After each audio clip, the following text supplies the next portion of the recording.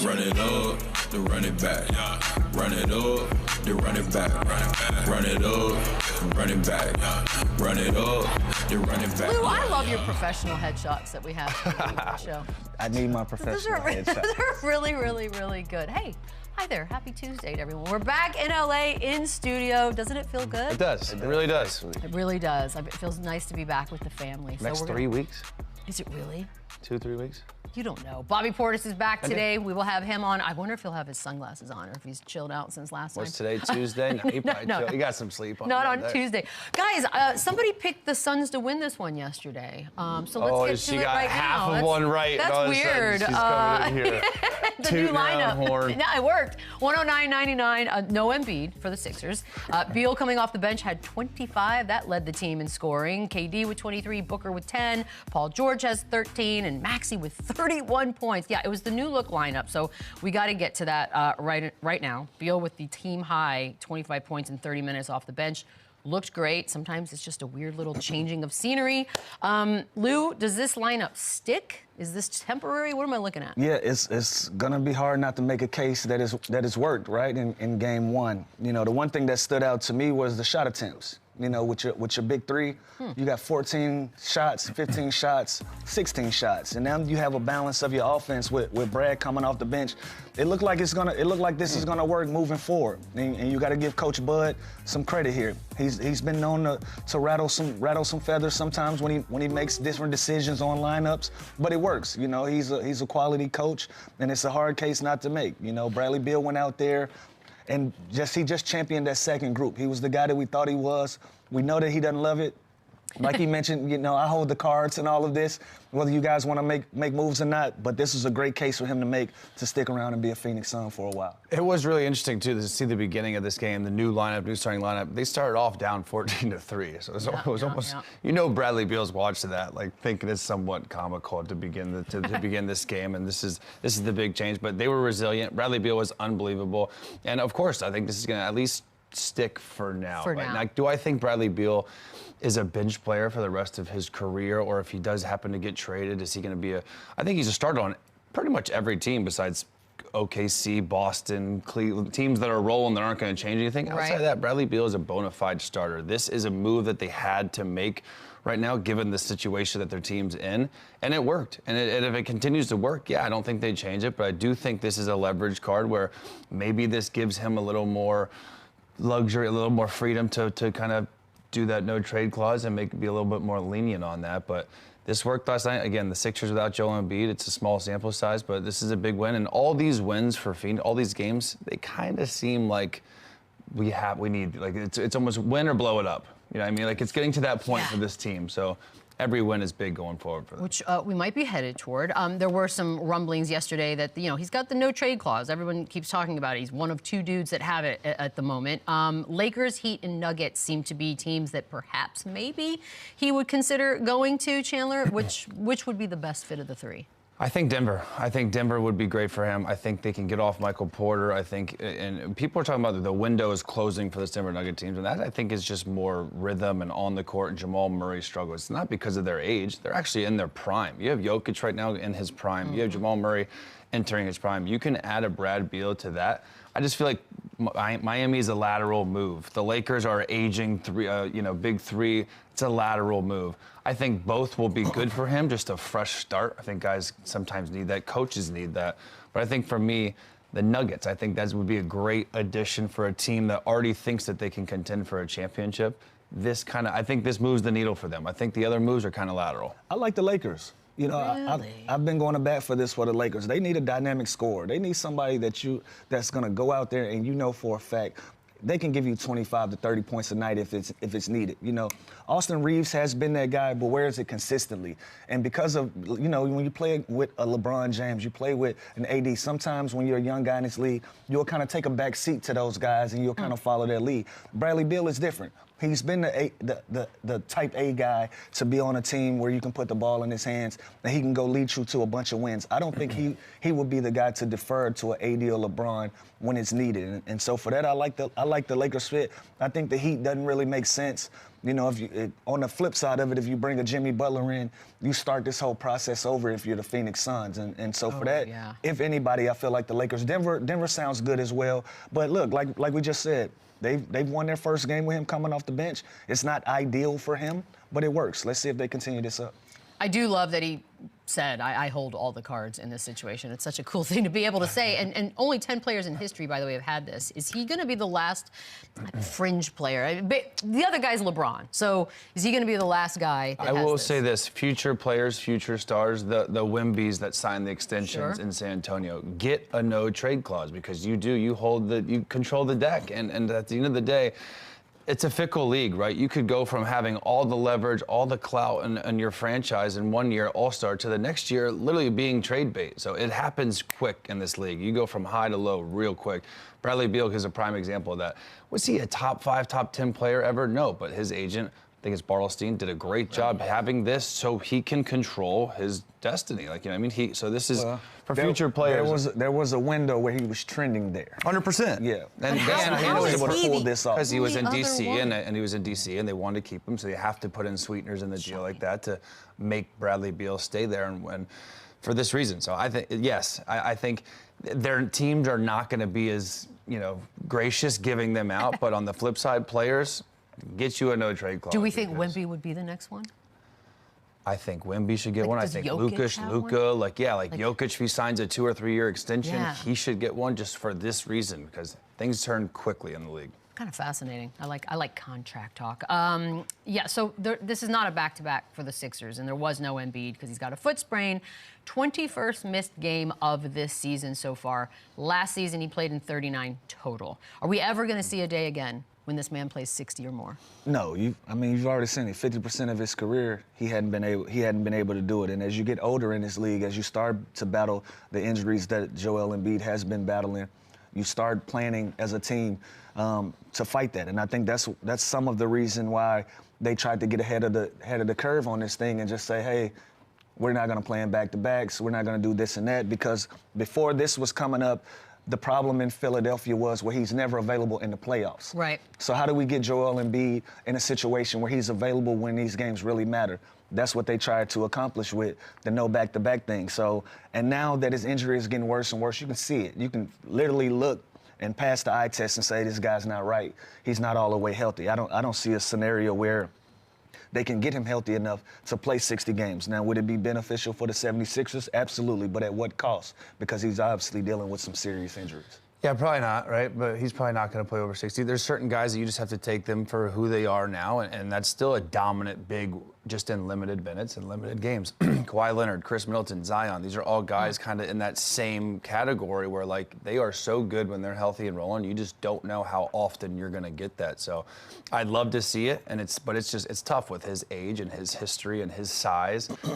These things add up. So I'd love to see it, but like Lou said, it's way more important for Joel Embiid. It's way more important for the 76ers to have him right in a playoff series. Who cares if he plays 60? Who cares if you're, able to get these all NBA awards because the game minimum?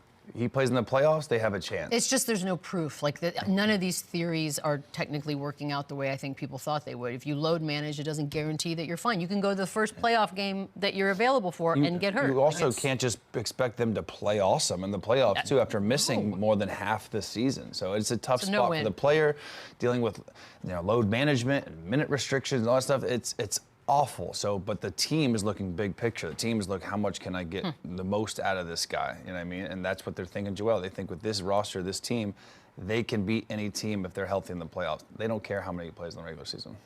I don't think they do it as well. All right, we got another game. Clippers at Minnesota. Ant Edwards had 37 points. 28 of those came in the second half. Julius Randle had 5. Norman Powell with 25. Kawhi had 8. He played 21 minutes. Clippers were actually up by 19 in this one, and then Ant leads the comeback with 28 second-half points. Julius Randle, though, you heard the 5 there in 23 minutes. Played 3 minutes in the fourth and wasn't even out on the floor when this game was finishing. So, Lou, this is weird. How do you handle this? No big deal to me. He had a nasty night. He just didn't play well. I think you handle this game by game. You know, you have scenarios where and listen, Coach Finch might have learned something. He might have found him a group that can finish games for him in the fourth quarter. You know, your starting group is not necessarily your finishing group, right? So he might have found something there. He might have found where if Julius Randle is off the court in the fourth quarter, I can put Ant-Man in a position to be more aggressive on the offensive end where he doesn't have to really, I don't want to say defer, but sometimes when you have another alpha out on the court, it's kind of like, okay, let me give him the ball here, let me give him the ball here, let's play a two-man game. With him being off the floor, Ant-Man can kind of be naturally who he is, the aggressive attacker, slasher, and the person that he was in this fourth quarter. So if I'm Coach Finch and I'm the Minnesota Timberwolves fan base, I don't really read too much into this. I think it's a positive thing that they were able to find this and grind this game out with Julius Randle being on the bench, but there will be games and matchups where it's going to be a benefit for him to be on the court in the fourth quarter. But also, now that you know, in the back of my pocket, I have a group that I can go to that I feel good about winning me basketball games. So this is a game-to-game situation. I don't read too much into this. And I'll say this, it's a tough spot for Julius Randle, man, because when they win, it's Anthony Edwards. Sure. When they lose, a lot of it falls on Julius, and because they looked no further than last year and the excitement and the success they had before this trade.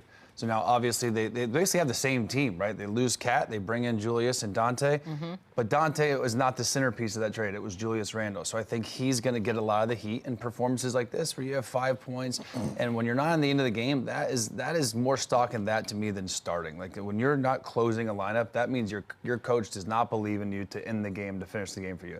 That's more of a story to me than him struggling or him coming off the bench, whatever. Coaches play the guys they trust at the end of the game. And last night, it's just one game. He didn't trust Julius Randle to close this game because of how he played and the way their team played with him on the floor. So it's a bad situation for Julius. And a lot of time, Lou knows this, the NBA is about fit and opportunity. And he's had the opportunity, so you have to look to the fit. And it hasn't been right since he's been there. Is there a world in which maybe they're behind the scenes trying to figure this out, but that they go back into this trade scenarios and figure out a way to undo this? Obviously, you're not getting Cat back, but it looks like they've committed to it, right? Like how crazy keeping him or trading him? Yeah, how crazy would you look to trade him after a season or so? Well, you'd have to admit you made a mistake, but that's all right. I would look to Brooklyn and try and get Cam Johnson. I would look to get Kuzma. I would look, because this isn't working. This doesn't seem really working. Yeah, I mean, and I don't think those guys are necessarily needle movers to make them a contender all the time. I don't think you do it. I don't think you do it now or this offseason. Like you give yourself a chance to see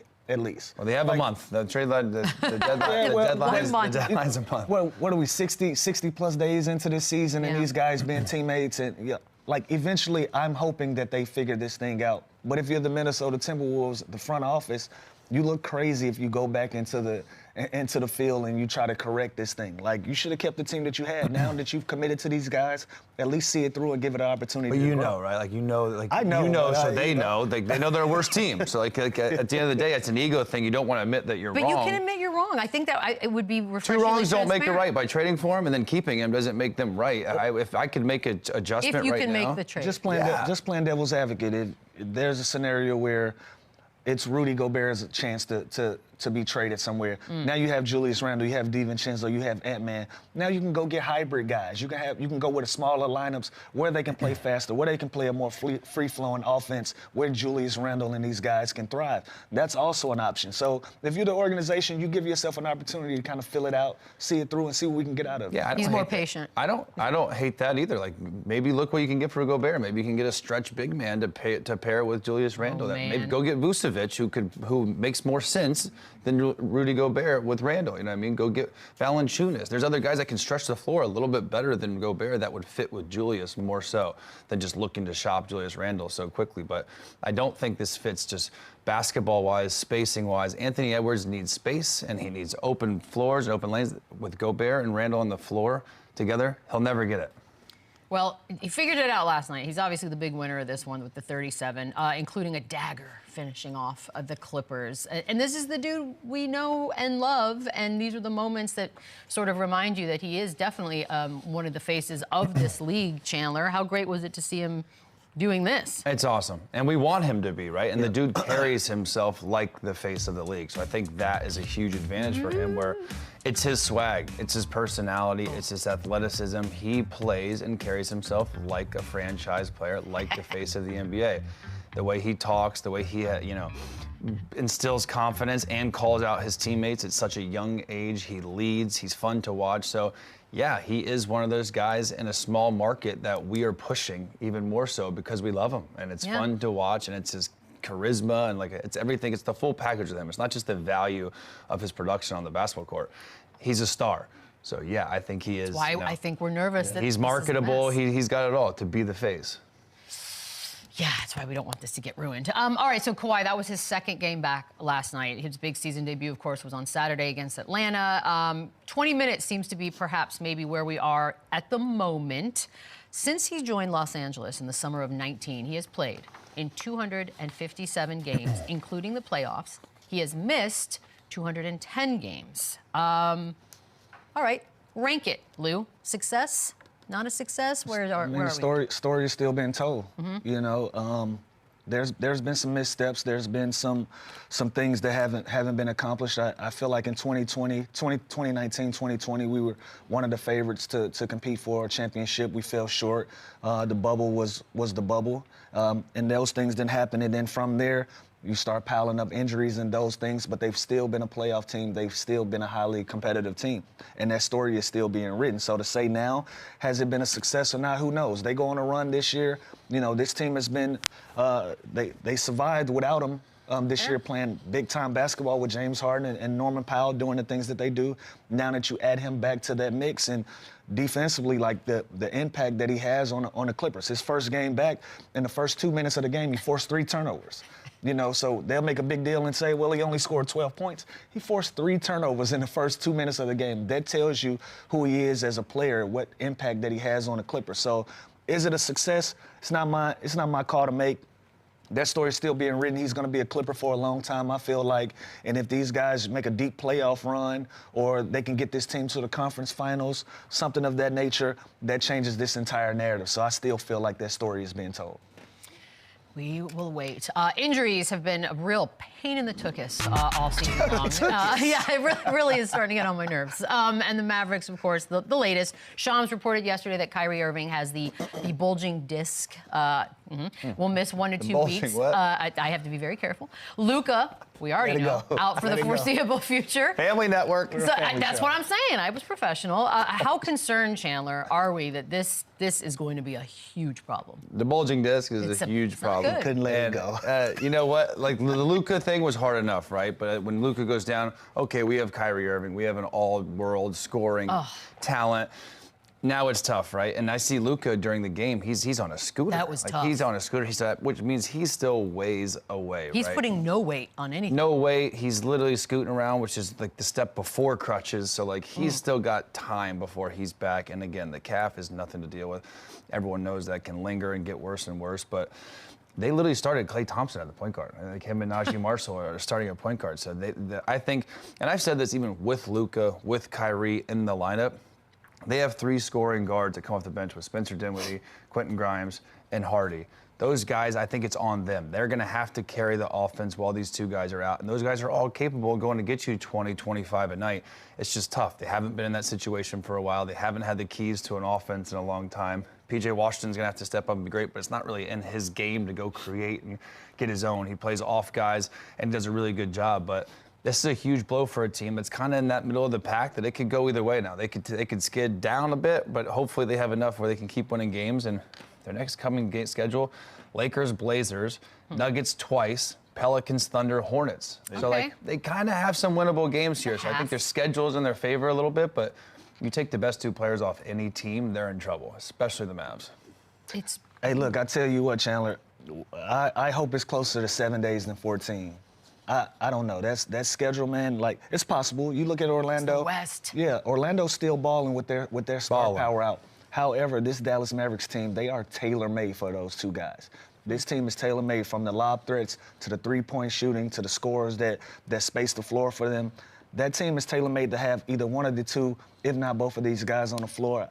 I don't see them being able to survive this with their schedule coming up unless somebody absolutely steps up. And I think that guy's going to have to be Spencer Dinwiddie.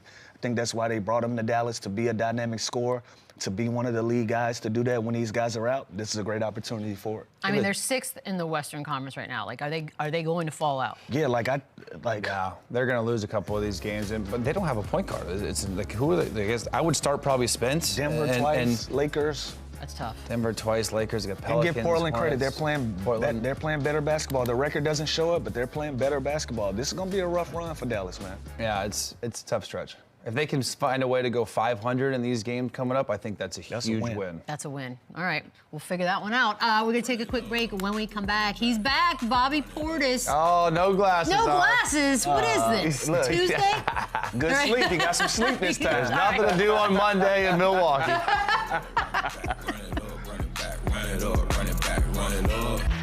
You know why I'm here, you know what I came to do. If it's you against me, no, I ain't gonna lose. Bobby Portis, he is a competitor. Nothing but that for Bobby. You know why I'm here.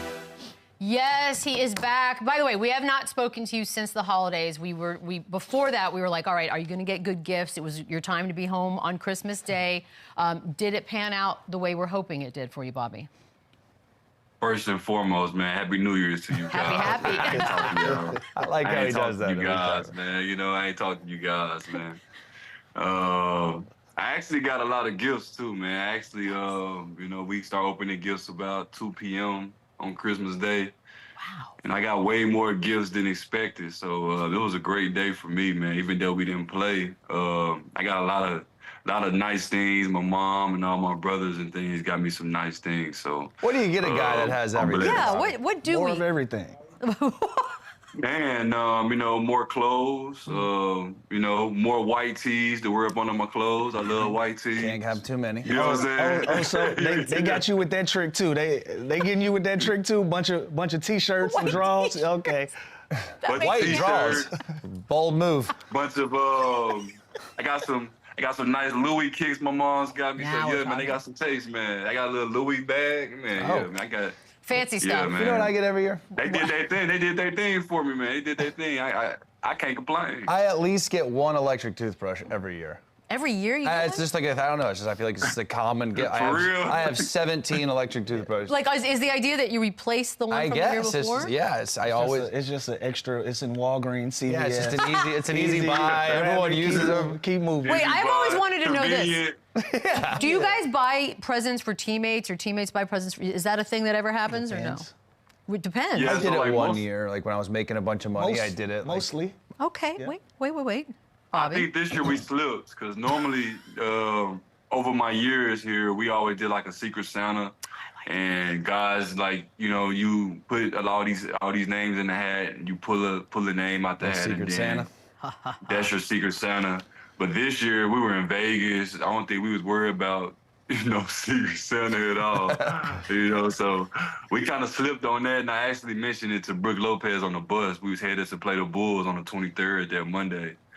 And I'm like, dang, bro, we ain't even do Secret Santa this year. And he was like, oh, man, oh my God, how did we let that slip? I needed me something new. It was funny. Yeah, there's money all around. Cool. Secret Santa is the way to do it. That way you don't have to get everybody. But do you put a something. price tag? Like, is there a limit on what you can spend if you do a Secret Not Santa? in the NBA. No, you're hoping you get one of the max guys too. You're hoping Not in the NBA. Yeah. In the NBA, you wanna. I'm you wanna hoping to shoot get your Dame shot. or something as my Secret Santa. I was gonna say, like, is there one guy that's the best Yeah. gift giver? Is that Yeah, the usually- highest paid player better be. But that doesn't always equate to Yeah. generous. Like, It doesn't. it doesn't. Bobby, walk me through your Christmas day, man. Did you tune into some hoops? I know you got the fam, kids running around. What Christmas day looked like for you?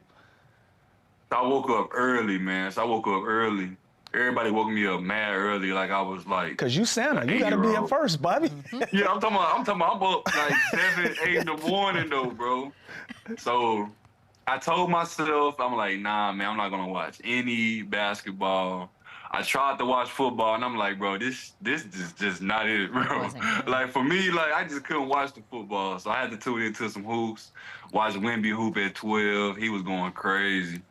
Shout out Wemby too. We played him tomorrow. And then I watched the second game as well, and then it's the Celtics And 76ers, I fell asleep, bro. Like I ain't even watched not 1 second of that game. I was exhausted. They had me up at 7, 8 in the morning.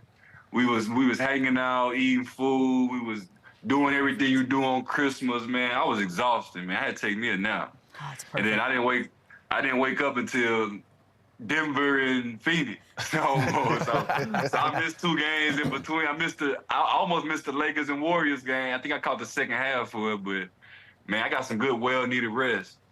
Yeah. Awesome. And Charles Barkley, he floated the idea that the NBA should start on Christmas Day to avoid, you know, like the beginning of this season, it was Dodgers-Yankees World Series, and now it's the NFL playoff push, so the ratings are down. You rolling with that idea, or you like this? Because then it would linger into your summer too, if I'm assuming, if you're starting 2 months later.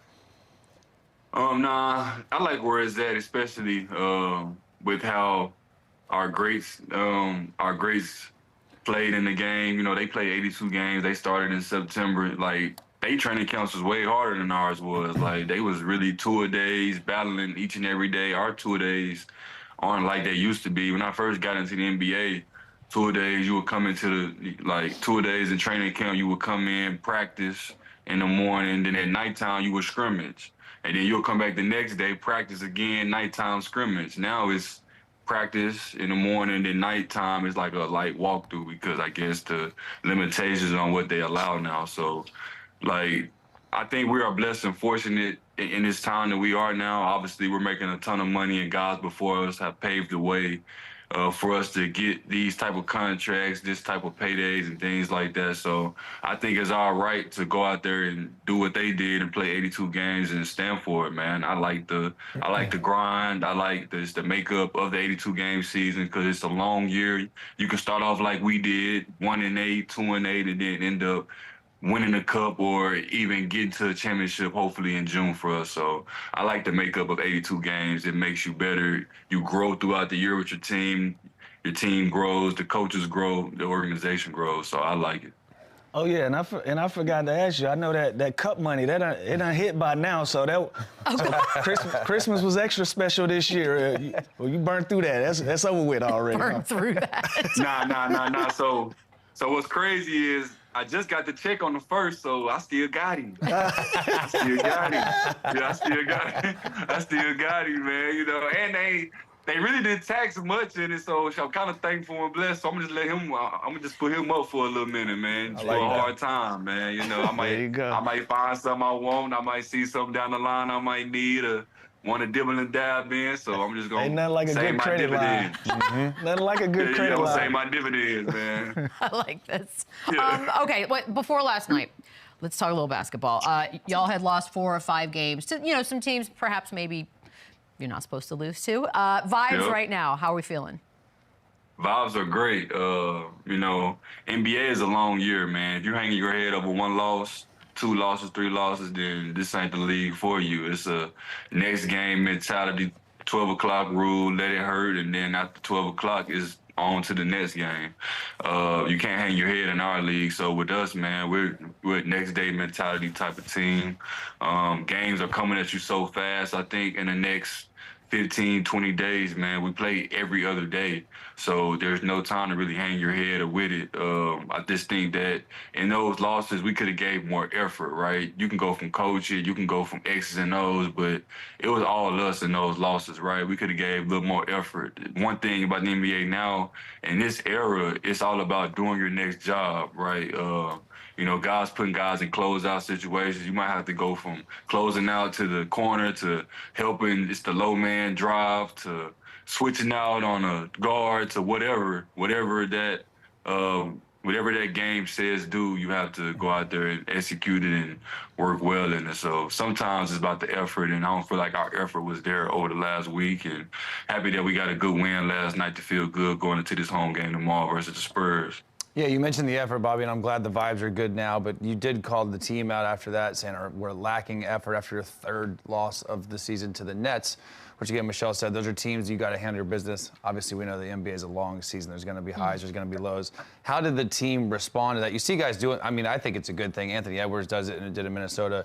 You are the guy in Milwaukee to be able to do this. How does the team respond to that? And obviously now, you blasted the Raptors last night. Is that just in the past and you keep it moving?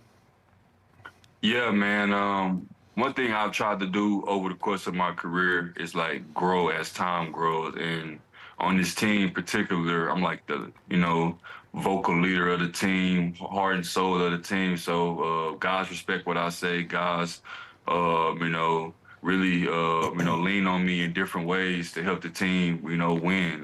My job on a nightly basis could change depending on who we're playing, what it is. But the one thing that's constant is the leadership, right? So just holding guys accountable, letting guys know that, bro, like it's not about January 6th or January 7th, right? We're trying to get to June, and June's far away. It's far, far away from now, but it's not. It can be here in any minute. So we can't let this time slip. We have to maximize our time together. Obviously, we're the oldest team in the league, so our window to win is, not all the way as large as some of these other teams. So we have to maximize our time now. So just keeping my guys locked in on, the bigger picture of it all, and making sure that, we're trending in the right direction every week, and just trying to take those baby steps to peaking at the right time. Got it. Hey, the other day I saw something interesting, Bobby. Nick Claxton, he kept following Giannis around before he was shooting free throws, and you finally stepped in, and you had something to say. Friendly conversation and all. Nah, so like actually in this instance, he kept going back and forth, and we were down like 2 points, right? So he had already got a delay of game one time. So I'm telling Giannis, like, nah, like, bro, just let him keep going back and forth, because if we get another delay of game, then we get a free throw. And now we're only down 1. They make a free throw, we down 2. Now it's a 2-point game instead of a 3-point game. I was trying to let Giannis, them just keep going back and forth. Maybe he get another delay of game, and now it's a point swing our way. So I'm just trying to play the game within the game. Like, it wasn't no shit talk. It wasn't nothing bashful. It was just me trying to play the game, get an extra point for our team. Because if the guy makes a free throw at the free throw line, we're down 3, and hopefully we could have got him a delayed game and been down 2. Smart man. It took me back, because a lot of our favorite conversations, they come at the free throw line during the course of games. You got your favorite memory of something that happened on the free throw line? I can't remember, but I remember. I think I was playing with the Bulls. This is my first game, too. So we in Winnipeg, Canada. We playing against the Timberwolves in preseason. This is my first preseason game, no lie, bro. First preseason game. I'm playing against Kevin Garnett, and that's my favorite player. I'm like, dang. But, like, I'm not telling my teammates that I'm low-key kind of nervous. You feel me? Like, I'm low-key like, damn, this KG, like, this is my favorite player. Like, I've been waiting for this moment my whole life. So coach finally checked me in the game. I'm excited. I'm like, damn, I'm really playing in the NBA. Like, this is really happening. You know what I'm saying? I think Kirk Heinrichs fouled somebody. We go to the line, and KG right next to me. Shit, I'm like, dang. I want to say something to him, but I don't really want to be a groupie. You know what I'm saying? I want to be a groupie on the court. So Joe King was on the court with me at the time. He was like, hey, BP, shit, bro, you got KG. I'm like, I got KG? He was like, yeah, you got KG. I was like, all right, bet, say less. He said, really, Joe? Hey, they got this motherfucker on me right here. Ball, man, ball. I'm like, damn, for real? So he go down, he posts me up. I'm like, man, I hope he don't make this shot. I know bro finna talk crazy to me. He catch the ball, face up, shoot the ball. He missed it. Nah, he missed it. And I'm like, ooh. I dodged one. Well, I switched off that man so fast. I'm like, man, this man talking crazy to me. I'm 20 years old too. This is my first time ever playing in the game. First time ever with an NBA jersey on. I'm like, man, shit, man, this is crazy. Funny thing is, KG was mine too. Like, I'm sitting there and the dude is just talking to himself. He's barking. He's like, and I'm like, I'm trying to shoot my free throw, do my routine. This dude is just literally going nuts over there. I'm like, is he okay? Yeah. We can tell Kevin Garnett's stories a whole show. Is he well? Is he? And I think I missed the free throw. I'm like, whatever you're doing is working. This guy's nuts. He's smart. He's playing a smart game. I'm so glad you're here for this one, because y'all played Portland on Saturday, and you're called for a foul on Anthony Simon's game-winning shot. So the 2-minute report comes out, and people have such opinions on this thing, and it says the refs made a mistake. Does that make it worse or better for you? Did you not know this? Dead ass, bro. That came out as they said. Yeah. They said it wasn't a foul. They said it was Bobby. not a foul. Does it make it better or I think worse? it makes it worse. Does it piss you off more? I told our video guy, I'm like, bro, I didn't foul. I'm like, challenger. Like, at this point in the game, bro, it's like 28 seconds or something left, 24 seconds or something left, bro.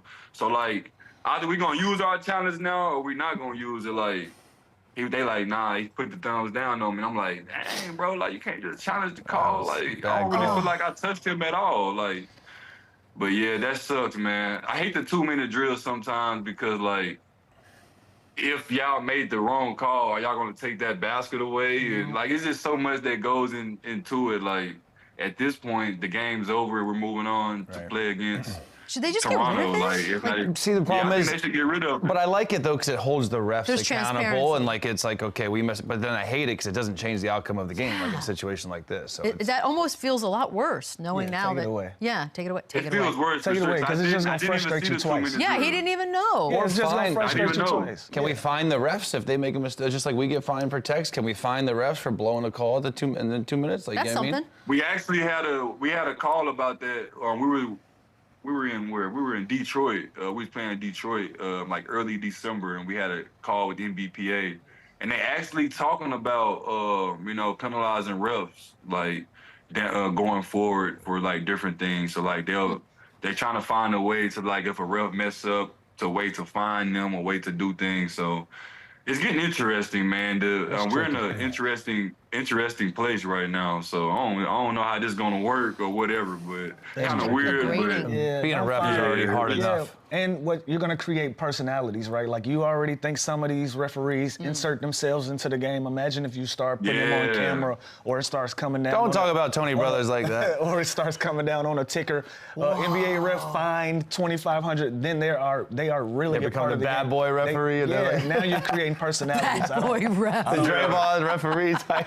Yeah, I don't love He it. leads the league in fines. That would be awesome. they gonna start making fake IG pages and everything. It's like, Kind of like this, actually. yeah, it'd be brilliant. Bobby, tomorrow you guys are home versus Spurs. First time going against Wemby this season. What was your first impression of this dude when you played against him last year? He had 27, 9, and 5. Like, have you seen something like this dude before? Bro, like I remember I first checked in the game. This is no lie. I first checked in the game last year. This was like around this time too, in January last year. So I checked in the game, and like shit, Lou know how it is. Like we coming off the bench, shoot, we got to. I'm just trying to come in, get right to it, bro. My first defensive possession, he split a double team and throw it off the glass, and I'm low man. Like I just let him go. He caught that mug and whoa. I said, nah, this dude crazy. The next possession, he blocked somebody's shot, wrapped the ball behind Dane, and dunked Brook. I don't know if y'all remember. I said, do bro, now. this dude is crazy. I do now. I'm like, bro, this is crazy. Like, what's up with Buddy, bro? I'm like, bro is playing a video game out here, bro. I like this that. is unreal. It's crazy. Yeah, I like him a lot, though, man. Especially, like, like he got a lot of hatred, especially in the summer league that one year, like when he didn't really play up to everybody's expectations. Sometimes expectations of players can go wrong, especially in summer league. Like we can't judge guys off that. He got like a bad rep off that, and then he come into the season, and then he just, shut all that down, man. He the truth. Boogie yesterday said at minimum he will be the best defensive player of all time. At minimum. And I'm Yeah, I agree too. Like every time I check his stats, he got 3 blocks, bro. Like crazy. He's like, averaging what is 4 that, bro? games. Like, 4 blocks a game. like what is that, bro? He get 3 blocks every game, bro. It's Like kind of- it's kind of Here's what's unreal. And then like he handling the ball, hezzy pull up, step backs, 7-4. Like I don't know, man. Bro, special though. I like him a lot. I gotta get me a Wemby jersey signed for sure for the man. Got to. For sure. The funny thing is like he is a bit of a freak. Like it's like a cartoon, like a video game, like you said. And the guy that we referred to before that was Giannis. So athletic freak-wise, what's the difference? Like who's bigger? They're They're very different.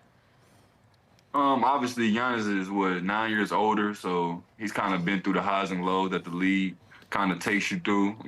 Eastern Conference Finals, big time loss there to the Raptors. So he's experienced the the failures of the league and he's experienced the success of the league. Obviously, Wemby's on an incredible pace to be one of the all-time greats, right? But right now, you know, Giannis just has that edge over him, obviously because of experience, and he's won a championship and MVPs. But you know, there's no ceiling to what Wemby can be or what he can do in this league, man. Like his skill level, his competitive spirit, like when he plays against the best players, it's like he rises to the occasion, right? Like saw him play against Jokic 2 nights in a row, saw him on Christmas against the Knicks, big time stage in the Garden, rose to the occasion. So I think as a superstar player, when you have guys that love to compete, love the game like he does, it kind of just makes you a fan of him, right? And like we love competitors, we love guys that rise to the occasion and compete against the other great players. So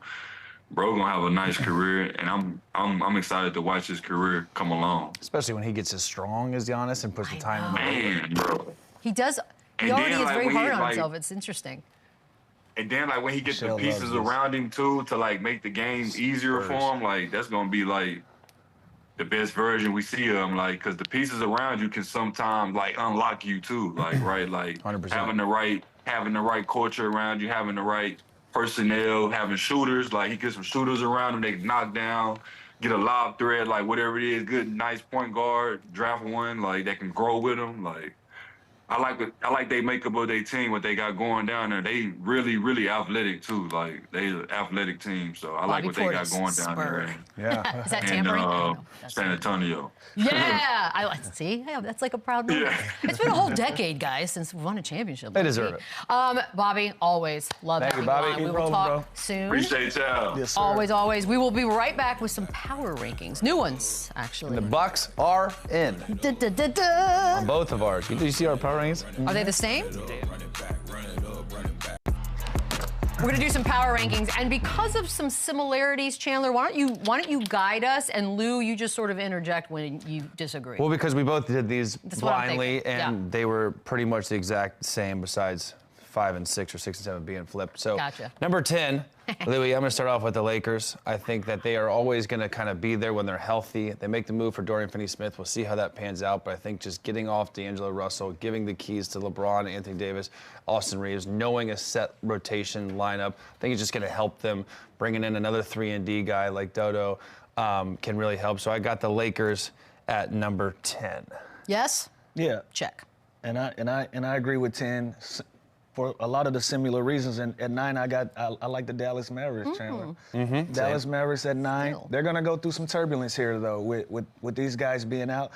They might slide down or out They might be out of the top by 10. the next time we do this We'll again. do this again, yeah. Yeah, but I like Dallas Mavericks. I like Dallas Mavericks at 9. They gotta really create some waves for them to get down. It looks like it's going to get worse before it gets better. And this is a big test for them. They could, obviously, I Yeah. kind of see them sliding outside the top 10, but this is a huge kind of week to 2 week stretch for them, what they can do without both those guys.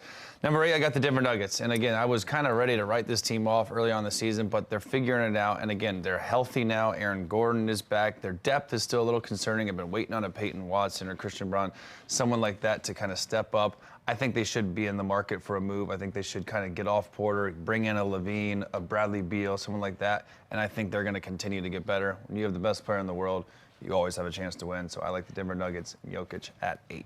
Yeah, and I hate the fact they're even at 8. You know, I thought this was going to be a top 4 team that we were gonna be looking at, but right now, like you said, they have some depth issues. They have some things that they got to clean up, but they're still an above-average basketball team. And anytime you have one of the best players in the world, you're going to have a chance to compete and get to the NBA Finals. So at 8, I like the Denver Nuggets. What about 7, Chandler? 7, we got the Milwaukee Bucks, which has crazy. The start that they had, just had Bobby on, I think they start off 1-8, 2-8 or whatever. The fact that they can go win the NBA Cup, they're getting healthy. Chris Middleton's getting his legs back. I think they're going to continue to rise. And when you look at the top 10, the Eastern, it's kind of dominated odds. by It's the crazy. West. But the Milwaukee Bucks are a team that could sneakily be there at the end. I like that. Chandler, you know who I like at number 6? I think you like. Yeah, this is where we swapped is out. where we, yeah. Yeah, this is where we swapped out a little bit, and my computer started tripping. I like the Memphis Grizzlies. I love that for you. Yeah, I like the Memphis Grizzlies, and this is one of the teams that I see that can break the top 5 easily. Just the way that they're playing with confidence. Ja Morant getting back in that lineup and having them, and I like the fact they're just tough. You know, when he was out missing, they were lacking that toughness. Now that he's back, they're mixing it up every game with somebody. It's always a little scrum with the Memphis Grizzlies. So I like them sitting still at 6. What you like at 5? Ooh, top 5, here we go. 5, I like the Houston Rockets, which to me is a huge surprise. I don't think anyone expected them to be this good. Udoka has got them playing on both sides of the ball. They are 23-12, currently the 2nd seed in the Western Conference, which we all know is loaded. This team is impressive. We wondered if can Jalen Green and Sengun play together. The answer is yes, they can. Yep. They also have so many assets, so many deep young guys on that bench that they can move and even better their team. They know how to play. When they don't score the ball, they can win defensively. So I love the Houston Rockets here.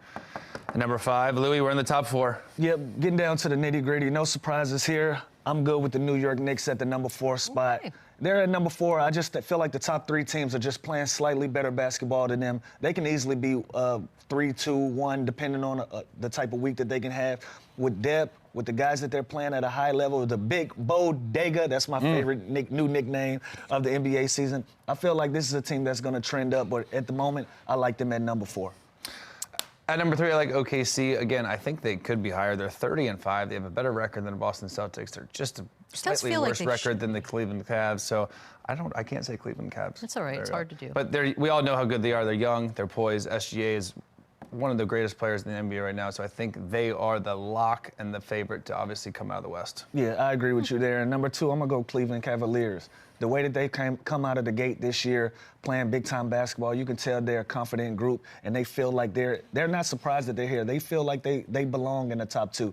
They're going to compete at a high level. They're going to give Boston a run for their money, try to come out of the East, and so are the New York Knicks. So we'll see how that goes. But at the moment, the top dog is the top dog. Yeah, champs still proven otherwise. And the Cavs, they aren't a joke, right? I think this isn't fool's gold. They can play. But the Boston Celtics, I don't care that their record is 26-10. They have a worse record than the Cavs. They have a worse record than the Thunder. I trust them more. I think they're the best team. They have the best starting 5 in the NBA, especially if KP can find a way to stay healthy. They defend, they score, they have shooting, they have it all. They're my favorite to win it all and obviously come out of the East. But it's crazy when you look, only 4 teams in the Eastern Conference in the top 10. So it's definitely deeper on the West. And what's crazy, you look at the odds for the number 2 team versus the number 1 team. So if I'm a betting man, and you Cleveland Cavaliers, they look really good. And I even throw a little money at the New York Knicks if I had a budget for it. But though, because we like to hit home runs. Yeah, well, I don't. It is true, because outside the Thunder, I think the Knicks, the Cavs, the Celtics, they all beat these Western Conference teams in the finals. You know what I mean? Before the season started, I put Knicks and Thunder to make it to the finals. So we'll see what happens. Not a bad play. I do like futures. We're going to take a quick break and wrap things up on the other side when we come back. Run it back, run it up, run it back. We got a big one tonight, Celtics and Denver. Denver coming in. Damn, 6 points? Yeah. Who you got?